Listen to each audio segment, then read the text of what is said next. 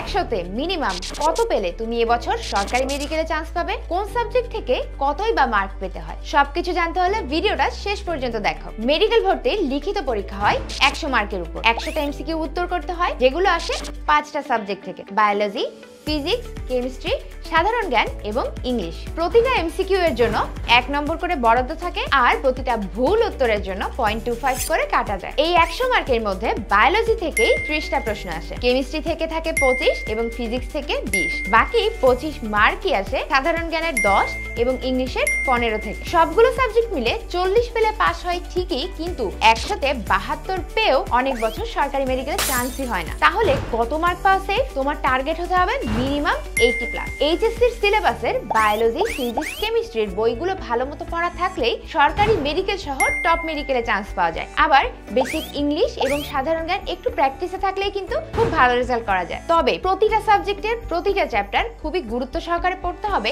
কারণ প্রশ্ন কিন্তু হয় এইচএসসির ফুল সিলেবাস থেকে। তাহলে তোমার টার্গেট কত? ভিডিওটা ভালো লাগলে শেয়ার করে দাও এখনই, আর এরকম হেল্পফুল ভিডিও আরো পেতে এখনই ফলো করো আমার পেজ।